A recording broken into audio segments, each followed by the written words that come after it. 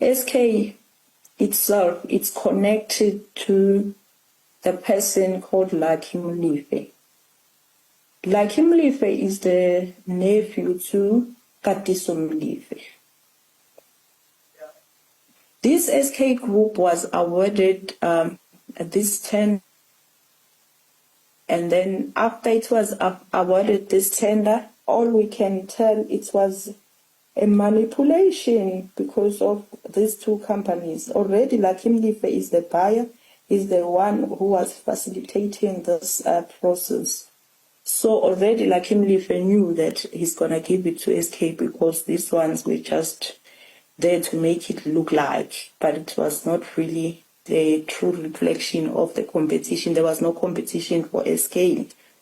However, what makes this thing complex is that we have a company called QTech that has a relationship with Transnet for over 40 years.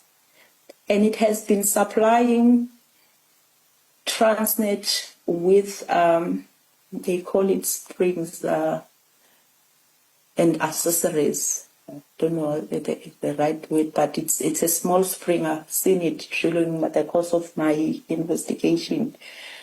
That was supplied to Transnet straight from them as they are the manufacturers.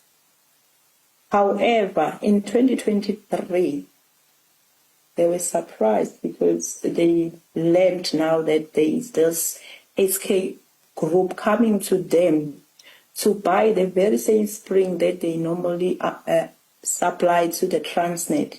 But in this instance, it looks like the tender was awarded to SK. And their first surprise, it was, normally the tenders are advertised, and this one, it was never advertised. They were surprised to see that there was actually a tender by this SK coming to them to buy these springs.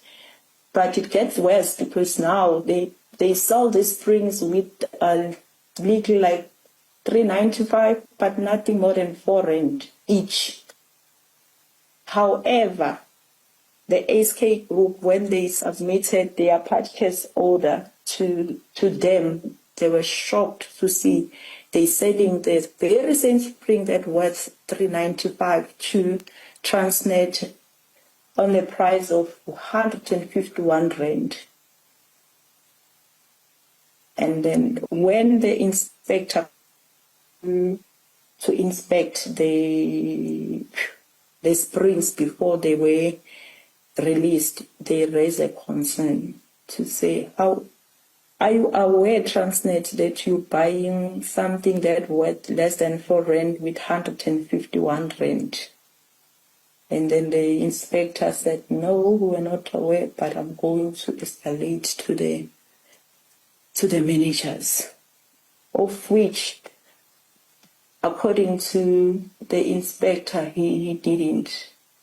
But eventually, he got to know about the grief of the QTech. That's where the problem started now, because suddenly there was a new purchase order with now an amended price that was now 5.10 rand that was sent to QTech now. Now they've got 2 different prices with 2 purchase orders.